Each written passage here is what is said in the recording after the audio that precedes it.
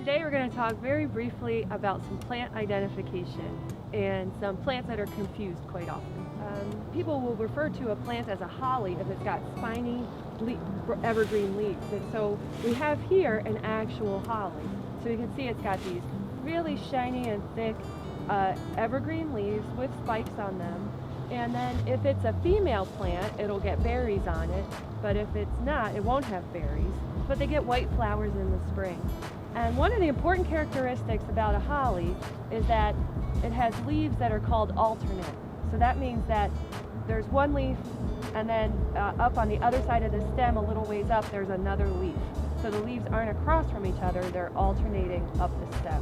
So that's a really important ID characteristic for a holly. So one of the plants that's frequently confused for holly is this plant here, this evergreen, is variegated. So it does have yellow and green markings on the foliage, but oftentimes they are just solid green and look very much like a holly. They have spikes on the leaves and are kind of spiny, and they're evergreen.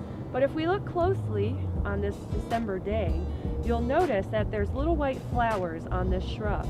And these flowers are very fragrant, and this indicates that it's an Osmanthus and not an holly, which is an ilex genus. And also, if you look closely, you'll see that the leaves are across from each other on the stem. They're not alternating, they're opposite. So because this is opposite, we know that this is not a holly plant. So this is an Osmanthus, it's not a holly. Another plant that is called holly frequently is this one. So you can see it kind of looks very tropical, again with the spiny leaves and the deep dark evergreen color.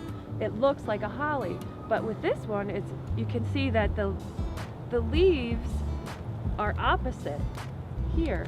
And what's cool about this one and sets it apart from a holly is that this is actually a leaflet, and this whole entire thing is its leaf. So it has compound leaves on it. It doesn't have, these are not its individual leaves, but these two, see, these are alternating up the stem. They look like they're opposite, but these are leaflets, and these are the leaves. And then this one also is getting ready to flower. If you look closely, you could see tiny little yellow flower buds opening up off of these purple spikes. So this is Mahonia, or Oregon grape holly, and this will flower. It's starting to flower now. It'll flower in through the winter and early spring, depending on the weather and how protected it is. And those flowers will be followed up by blue berries, which is how it gets its name, Oregon grape holly, because they look like little grapes on the shrub. Now, if this were a holly, it would get red or orange berries on it. So just to make things a little confusing in horticulture, we do have a couple of hollies here that don't have that typical spiny leaved red berries that we think of around this time for the holidays. And so here we have a Japanese holly. You can see the shiny, tiny little rounded leaves, but again, they're alternate on the stem, and little black berries on here, this Japanese holly. And then we have our native Ilex glabra, which is our inkberry holly. This too gets black berries on it. It has alternate leaves, but they're a little more flexible and no spines on them. So we do have all kinds of hollies and lots of broadleaf evergreens here. Learning how to identify plants is really important when you're choosing plants for your landscape or trying to diagnose landscape problems. So for example, if you have a holly, or what you think is a holly, and it's not getting berries, it might be that you don't have a holly at all.